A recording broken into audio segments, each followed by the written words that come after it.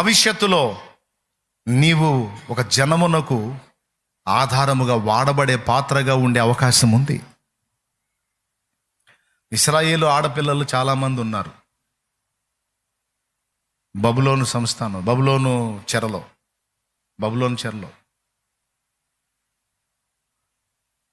కానీ రాణి పోటీకి మాత్రం మొర్దెకై పెంచిన ఎస్తేరు పోవాల్సి వచ్చింది.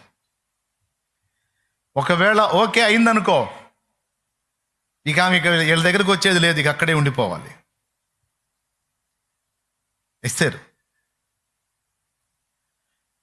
అసలు ఎస్తేర్ లైఫ్ని ఎలా డిజైన్ చేశాడో చూడండి. ప్లాన్ మొత్తం ఆయన పసితనంలోనే తల్లిదండ్రి ఇద్దరిని తీసుకున్నాడు. ఎస్తేర్కి తల్లిదండ్రి ఇద్దరిని కోల్పోయింది ఆమె.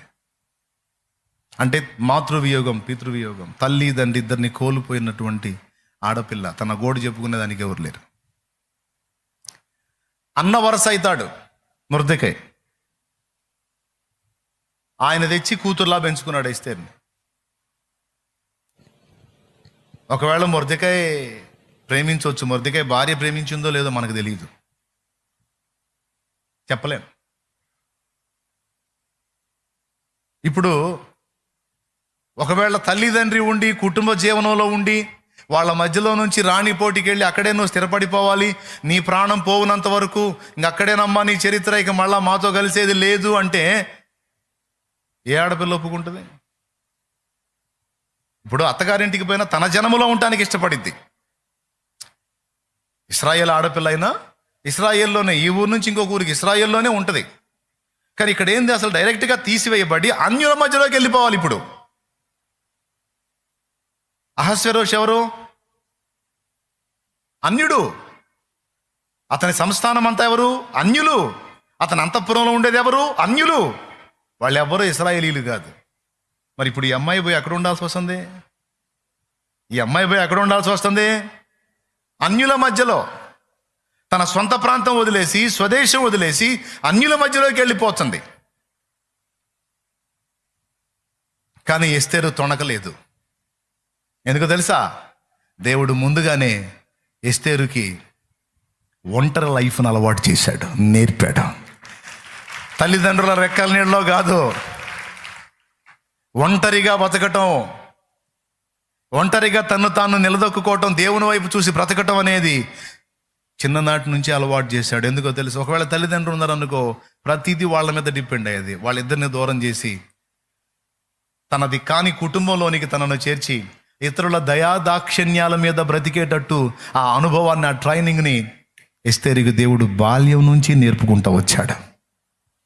ఎన్నిసార్లు ఏడ్చుకుందో. ఇప్పుడు కొంతమంది తల్లి లేని పిల్లలు ఉంటారండి. తండ్రి ఉంటాడు, తల్లి ఉండదు. తండ్రి రెండో పెళ్లి చేసుకుంటాడు. ఆ రెండో పెళ్లి చేసుకున్నప్పుడు రెండో భార్యగా వచ్చినామా, ఈ మొదటి భార్య సంతానాన్ని ఏడిపించే వాళ్ళు ఎక్కువ మంది ఉంటారు. ప్రేమ చూపేవాళ్ళు కొంతమంది ఉంటే, టార్చర్ చేసేవాళ్ళు ఎక్కువ మంది ఉంటారు. నాన్నకు ప్రేమే, కానీ రెండో అమ్మకు ప్రేమ ఉంటుందా? అదే తనకు పుట్టిన సంతతి అయితే గోరుముద్దలు అడిగడిగి తినిపించింది. అదే ముందు భార్య సంతతి అనుకో, తింటే తిను, లేతే సావు అక్కడ బడి, నేనేం బతిలాను నిన్ను, ఎక్కడెక్కడ గుంపంతా బడి నా ప్రాణానికి అనే మాటలు మాట్లాడే వాళ్ళు కూడా నేను విన్నాను.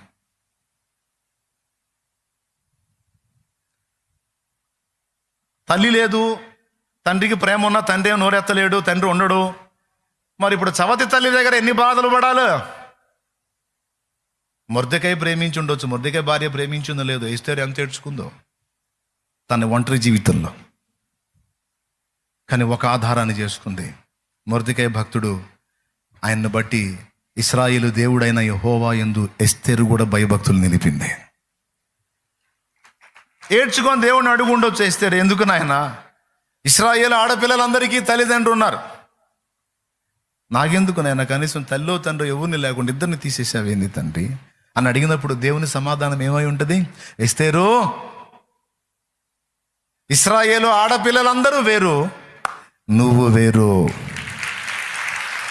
ఇశ్రాయేలు ఆడపిల్లల ఫ్యూచర్ వేరు, నీ ఫ్యూచర్ వేరు. సింపుల్గా చెప్పాలంటే వాళ్ళందరికీ అందరూ ఉన్నారు, కానీ రేపు వాళ్ళందరికీ నువ్వే దిక్కు. వాళ్ళందరికీ నువ్వే దిక్కు. నీకు అమ్మా నాన్న లేకపోవటం కాదు, నువ్వే వాళ్ళకి తల్లివి తండ్రి అయ్యేటువంటి పరిస్థితి రేపు రాబోతుందమ్మా. అందుకే నువ్వు ఆ స్థానంలో ఉండాలి. అందుకే నీ వాళ్ళని నువ్వు కోల్పోవాలి. అందుకే నువ్వు నీ స్వజనుల్ని నష్టపోవాలి. నీ సొంత ప్రాంతాన్ని వదిలి వెళ్ళిపోవాలి. అన్యుల మధ్యలో నీవు బ్రతకాలి. ఎందుకంటే నిన్ను వారికి ఆధారముగా నేను ఏర్పరచుకొని ఉన్నాను.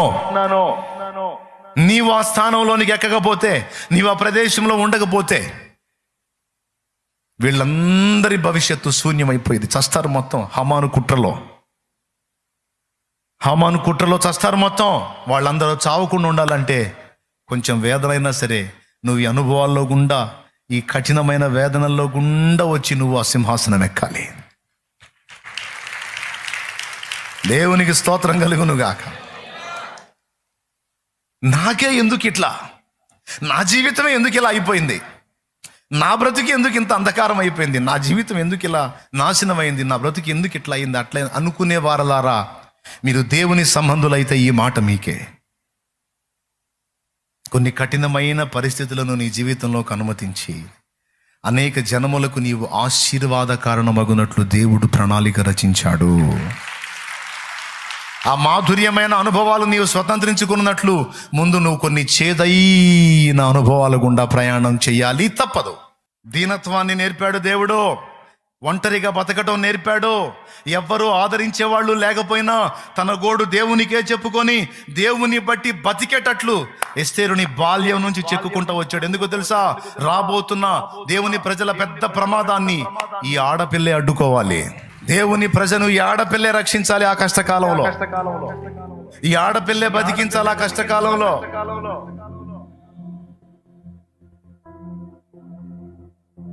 అందుకోసం ఎన్ని నేర్పుకొచ్చాడు చూడు పాపం ఎస్తేరుకి. కానీ ఏం తెలుసా ఆమెకి?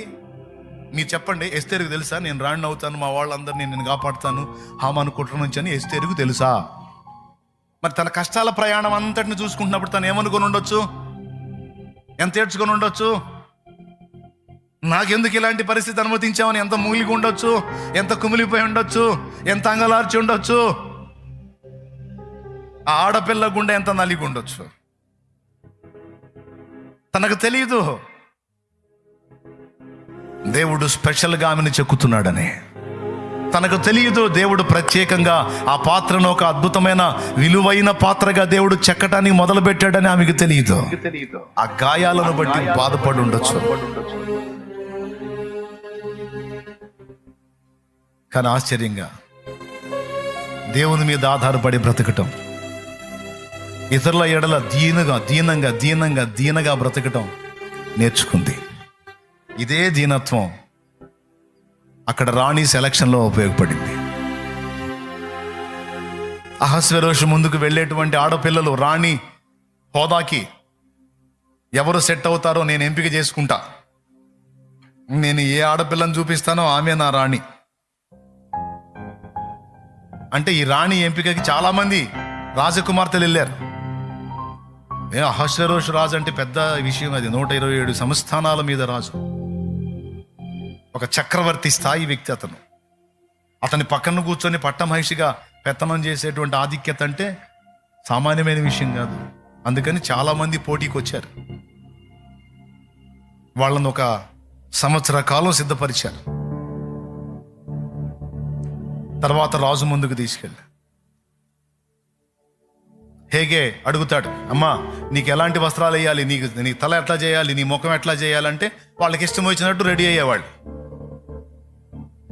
నాకు ఇవి పెట్టండి అందంగా ఉంటాను, ఇవి పెట్టండి అందంగా ఉంటాను, ఇలా అయితే ఆకర్షణీయంగా ఉంటాను, రాజు నాకు వెళ్ళి చూడగానే మెల్ట్ అయిపోయేటట్టు నేను తయారవుతాను అని వాళ్ళకి బుర్రలు దోచిన ఎన్ని వేసుకొని పోయేవాళ్ళు.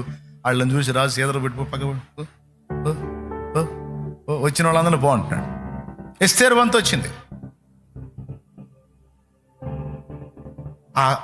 అంతఃపురంలో ఎస్తేరు అంటే అక్కడున్న పరిచారకులందరికీ ఒక గౌరవం. ఎందుకంటే మిగిలిన వాళ్ళందరూ వాళ్ళ మీద పెత్తనాలు చేస్తే ఈ అమ్మాయి మాత్రం దీనంగా ఉంటుంది. వాళ్ళకేం పనులు చెప్పదు. అవసరమైతే మీరు ఏదైనా చెప్పండి నేను చేస్తాను, నా తగ్గింపులో ఉంటుంది.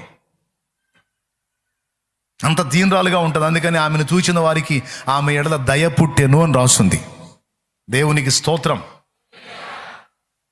చివరికి ఆ సమయం వచ్చినప్పుడు హేగే వచ్చాడు. ఎస్తేరో, ఈరోజు నువ్వే రాజు ముందుకు వెళ్ళేది, చెప్పురా తల్లి, నిన్ను ఎలా రెడీ చేయమంటే అలా రెడీ చేస్తా. నీకు ఎంత విలువైనా సరే, నేను ఎట్లా రిస్క్ చేశాను సరే తెచ్చి నీకు ఏర్పాటు చేస్తాను, కోరుకోమ్మా. చాలా ఇష్టం పుట్టింది ఆయనకి ఎస్తేర్ నందు. ఎందుకు? ఏ అండ ఏ ఆదరణ లేకుండా బతికిన మనిషి, దీనురాలు. ఆ ముఖం చూస్తేనే అందరికీ దయ కలిగింది. ఆయన అడిగాడు ఆ మాట. అప్పుడు ఏముందో తెలుసా? తెలివి కలిగింది. అందరేమో నాకు అది వెయ్యి, నాకు ఈ డ్రెస్ వెయ్యి, నాకు ఇట్లా కట్టు, నాకు అట్లా కట్టు అని చెప్పి అన్ని తగిలించుకున్నారు, ముఖాలుగా అయ్యి పూపించుకొని. కానీ ఎస్తేర్ ఆ మాటలు చెప్పలా. అసలు ఇంతవరకు నేను రాజునే చూడలేదు, రాజుని చూడని నేను రాజు అభిరుచులకు తగినట్టు నేను ఎలా సిద్ధపడగలను? అయ్యా, రాజు ఇష్టాలు అభిరుచులు ఎరిగిన వాడివి నువ్వే. కాబట్టి నేను ఎలా రెడీ అయితే రాజుకు నచ్చుతానో, ఎలా సిద్ధపడితే రాజుకు ఇష్టరాలుగా ఉంటానో నీకు తప్ప నాకు తెలుసా? కాబట్టి ఎలా ఉంటే నేను ఆమోదం పొందుతానో అలాగ నువ్వే నన్ను సిద్ధపరచమని అప్పచెప్పుకుంది. నాకు తెలిసి ఈ మాట అన్నప్పుడే హేగేకి బలి పెళ్ళిగుంటుంది. ఇంతమందిని సిద్ధపరిచి పంపించాను కానీ ఒక్కతి కూడా ఈ మాటంలా. కానీ నువ్వు అన్నావు, శభాష్. నువ్వు నీ సొంత తెలివి మీద, సొంత జ్ఞానం మీద, సొంత శక్తి మీద, సొంత ఐడియాలజీ మీద ఆధారపడకుండా పరిశుద్ధాత్మకు ఎప్పుడైతే నన్ను నేను అప్పగించుకుంటామో ఆయన చెక్కుతాడు మనల్ని సరైన రీతిలో. ప్రభు అయిన యేసుకు నచ్చే విధంగా ఆయన మనల్ని సిద్ధపరుస్తాడు. హేగేకి తెలుసుగా అహష్వేరోషుకి ఏమి నచ్చిద్దో. ఎందుకంటే సంవత్సరాలుగా ఆయన దగ్గర ఉన్నాడుగా. ఖచ్చితంగా ఆయనకి నచ్చేటువంటి వస్త్రాలు కట్టాడు, సింపుల్గా రెడీ చేశాడు. ఆయనకి ఓవర్ యాక్షన్ నచ్చదమ్మా, చాలా సింపుల్గా ఉంటే నచ్చిద్ది, అట్లనే చేయి. అహష్వేరోషుకి ఏమేమి నచ్చుతాయో హేగేకి తెలుసు. హేగే మొత్తాన్ని ఆమెకి రెడీ చేసి సింపుల్గా పంపించాడు. ఎస్తేర్ వెళ్ళి నిలబడింది, చూసి ఆశ్చర్యపోయాడు రాజు. ఈమె నన్ను చూడటమే ఇప్పుడు, కానీ నా యొద్దకు రాక మునిపే నా ఇష్టాలు తెలుసుకొని నా అభిరుచులను పసిగట్టి వాటికి అనుగుణ్యంగా తన్ను తాను సిద్ధపరచుకొని వచ్చింది. ఇది కదా భార్య మనస్సు ఎరుగుట అంటే, భార్య భర్త మనస్సు ఎరుగుట అంటే ఇది కదా. నాకు భార్య కాక మునిపే నా మనసును తెలుసుకున్న ఈమె కదా నాకు భార్య కాదగినది. రైట్ అని ఇంకా మొత్తం అందరినీ క్యాన్సిల్. ఇదిగో నా భార్య నాకు దొరికినది, ఎస్తేరే నా భార్య. హదస్సా అయిపోయి ఒక దెబ్బతో రాణి అయిపోయింది. అహంకారులను ఎదిరించి దీనులకు కృప చూపే దేవుడు నా దేవుడు. దేవునికి మహిమ కలుగును గాక. హల్లెలూయా. కృప చూపే దేవుడు. తర్వాత రాణి అయిన తరువాత హామాను కుట్రని ఎంత బాగా విచ్ఛిన్నం చేసి రాజు ఆజ్ఞ బయలుదేరిన తర్వాత రద్దు కాదు, అలాంటి స్థితిలో కూడా ఆ ఆజ్ఞను తిరగరాసి నాశనం చేయాలనుకున్న శత్రువుల వినాశనాన్ని జరిగించి తన ప్రజలను కాపాడుకున్నది ఎస్తేరు. ఇంత పెద్ద పని ఆమెకుందన్న సంగతి, ఇంత పెద్ద ప్రణాళిక తన ఎడల ఉందన్న సంగతి మొర్దెకైకి తెలుసా? ఎస్తేరుకు తెలుసా? కొన్ని ఇశ్రాయేలు సర్వ సమాజంలో ఎవరికైనా తెలుసా? ఒక్కడికి తెలుసు. నాకే ఎందుకు ఇలా, నన్నే ఎందుకు ఇలా, నా పరిస్థితులే ఎందుకు ఇలా? అందరి జీవితాలు బాగానే ఉన్నాయి, అందరి లైఫ్లు బాగానే ఉన్నాయి, అందరి కుటుంబాలు బాగానే ఉన్నాయి, అందరికి అన్నీ దక్కినాయి, మాకెందుకు ఇవి దక్కలేదు, మేమెందుకు ఇలా ఉండాల్సి వచ్చింది అని నువ్వు ప్రశ్నిస్తే నీకు సమాధానం. దేవుడు అబ్రహామును కోరుకున్నట్టు, దేవుడు ఎస్తేరును కోరుకున్నట్టు, యోసేపును కోరుకున్నట్టు, పౌలును కోరుకున్నట్టు కొన్ని పాత్రలను స్పెషల్గా కోరుకుంటాడు దేవుడు. అందుకే వాళ్ళకి కొన్ని ప్రత్యేకమైన అనుభవాల్లో నుంచి తీసుకెళ్తాడు వాళ్ళని. నాకే ఎందుకు కాదు, ఇన్ని నాకే ఇచ్చావంటే ఈ ధన్యత నాకే ఇచ్చినందుకు నీకు స్తోత్రం ప్రభువా అనుకో. నాకున్న బాధలు ఎవరికీ లేవని నువ్వు అనుకునే పని అయితే నీకున్న ధన్యత కూడా ఎవరికి లేదని దేవుణ్ణి స్తుతించు. ఎందుకంటే ఆయన స్పెషల్గా నీ మీద వర్క్ చేస్తున్నాడు. ఇప్పుడు నీకు అర్థం కాదు, ప్రస్తుతం సమస్యను ఫేస్ చేసేటప్పుడు నీకు అర్థం కాదు, ఫైనల్లో నీకు క్లారిటీ వస్తుంది ప్రతి విషయంలో. ఆమేన్ తమ్ముడు, ఫైనల్లో చాలా స్పష్టత వస్తుంది నీకు.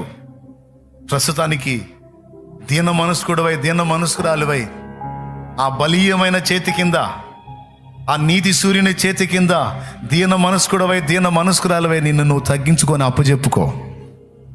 తర్వాత చూద్దువు కానీ. వెళ్ళమన్నప్పుడు వెళ్ళు, ఉండమన్నప్పుడు ఉండు. నిన్ను ముందుకు నడిపించినా దానికి ఒక ప్రణాళిక ఉంది, నిన్ను ఉన్న చోట నిలబెట్టినా ఒక ప్రణాళిక ఉంది. సమస్తమును నెరవేర్చగల దేవుని వైపు నీ దృష్టి నిలుపు. పట్టుదల నీది కాదు, గుర్తు రాసుకో ఈ మాట. పట్టుదల నీది కాదు. నిన్ను ఒక అద్భుతమైనటువంటి ఆణిముత్యంగా తీర్చిదిద్దాలన్న పని, పట్టుదల దేవుడు పట్టాడు. ఆయన అన్నది నెరవేర్చిందాక వదలడు. ఆమేన్ చెప్పు, ఆమేన్ చెప్పు, ఆమేన్.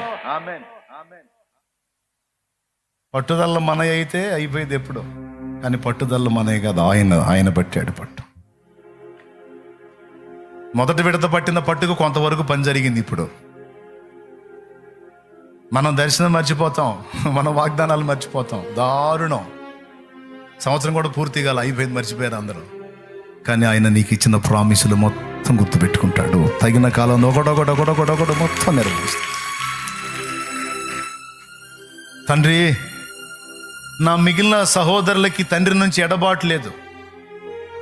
నా తండ్రితో కలిసి బ్రతికే ధన్యత వాళ్ళకు దొరికింది. నా తండ్రితో కలిసి భోంచేసే భాగ్యం వాళ్ళకి దొరికింది. 17 ఏళ్ల వయసు నాది. ఎందుకు నా తండ్రి నుంచి నన్ను వేరు చేశావు దేవా? నా పితరుడైన అబ్రహాము దేవా, నా పితరుడైన ఇస్సాకు దేవా, నా తండ్రి ఇశ్రాయేలు దేవా, యాకోబు దేవా, వాళ్ళందరూ దొరలాగుంటే నన్నెందుకు బానిసగా అప్పచెప్పావయ్యా? వాళ్ళందరూ నా తండ్రికి దగ్గరలో ఉంటే నన్నెందుకు అనాథలాగా వదిలేసావయ్యా? వాళ్ళందరూ ఘనతలో ఉంటే నన్నెందుకు నిందల పర్వంలో ఉంచావయ్యా? వాళ్ళందరికీ ఉన్నాయా ఈ కష్టాలు? యోసేపుకున్న కష్టాలు వాళ్ళకు ఉన్నాయా? యోసేపుకున్న నిందలు వాళ్ళకు ఉన్నాయా? యోసేపుకున్న బాధలు వాళ్ళకు ఉన్నాయా? లేవు. తండ్రి ఎడబాటు లేదు, కానీ యోసేపుకు తండ్రి ఎడబాటు. బానిస బతుకులు లేవు, కానీ యోసేపుకు బానిస బతుకు. జైలు జీవితాలు వాళ్ళకి లేవు, కానీ యోసేపుకు జైలు జీవితం. చెయ్యని నేరానికి నిందలు మోసిన పరిస్థితి వాళ్ళకి లేదు, కానీ యోసేపుకు నిందలు. వాళ్ళందరికంటే నేనే ఎక్కువ చెడ్డవాడినా? నాకు ఈ శిక్షలు న్యాయమేనా? ఏమో, ఆయన హృదయంలో ఎంత నలిగాడో, ఆయన ఎంత ఏడ్చుకున్నాడో. కానీ దేవుని సమాధానం ఏంటి? యోసేపుకు తెలుసా యోసేపు ఐగుప్తుని ఏలేవాడు అవుతాడని? యోసేపుకు తెలుసా యోసేపు తన కుటుంబానికి అన్నదాత అవుతాడని? యోసేపుకు తెలుసా ఐగుప్తు చుట్టుపట్ల ఉన్న ప్రాంతాలకి లక్షలాది మందికి కడుపు నింపేవాడు అవుతాడని? యోసేపుకు తెలుసా?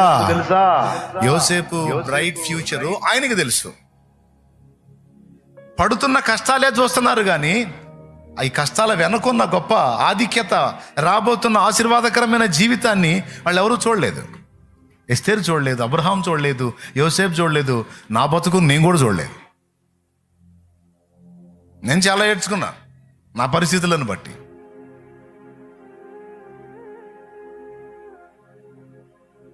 కానీ దేవుడు ఆ వేదనల పర్వమంతా ముగించి దేవుడు తన కార్యాన్ని మొదలుపెట్టినప్పుడు ఇప్పుడు ప్రతిదినం ఒక ఆశ్చర్యమే. నాకు ప్రతిదినం ఒక ఆశ్చర్యమే. ఎన్ని రీతులు స్తుతించాలో, ఎంత మయంపరచాలో కూడా అర్థం కావట్లా నాకు. నా జీవితకాలం స్తుతించినా సరిపోనంత కార్యాన్ని నా పట్ల ఆయన జరిగించేశాడు. ఒక్కటి ఫైనల్గా చెప్తా, చివరిగా, జనములకు ఆశీర్వాదకారమగునట్లు, జనములకు దీవెనకరణమగునట్లు నా దేవుడు నిన్ను వాడుకునేది మాత్రం కద్దు. కన్ఫర్మ్. ఈ విషయంలో పట్టుబట్టింది నువ్వు కాదో, నా దేవుడే పట్టాడు పట్టు. నా దేవుడే పట్టుకున్నాడు నిన్ను. చెయ్యి పట్టుకున్నాడు, వదులుతాడా? చూద్దాం, నీకే అర్థమైందిగా భవిష్యత్తు. ఈరోజు నీ కన్నీళ్ళు, ఆనాడు ఆనంద గానాలు. ఆమేన్.